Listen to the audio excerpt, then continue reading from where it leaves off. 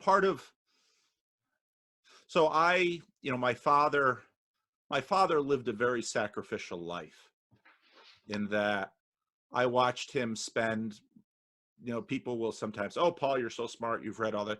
My father was just as smart as I am, if not more, just as well read as I am, if not more. He spent his whole life working in churches, small churches. He never had a YouTube channel.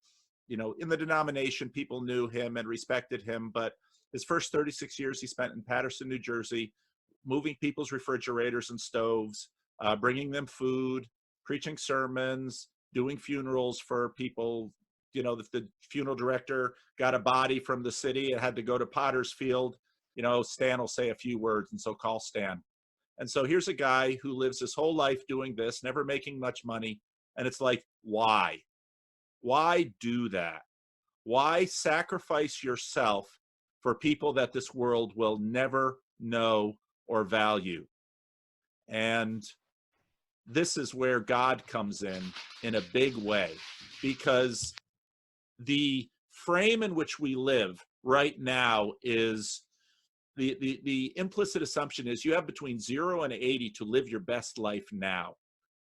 And your best life now is seen as, well, have as much enjoyment, have as much gratification, do all of these things and fill that up.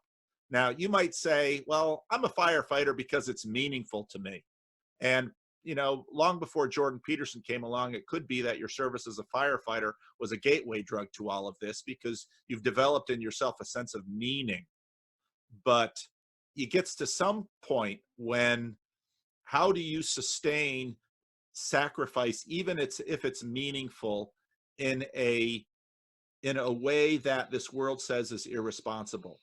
And I always come to the resurrection and the life of the age to come that says to me, I can pour myself out for my neighbor in this world. And, it's very responsible. And why? Well, look at Jesus. The stories of Jesus are crazy if imagined within our present frame, because he lives 33 years. He has 3 years of public ministry. Well, that seems a waste.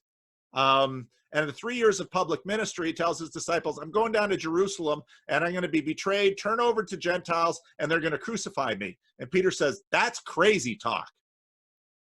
And if I'm just working on a passage this week where Jesus says, if you want to save your life, your suke, your soul, that thing that you think is you, if you want to save that thing, you're going to lose it.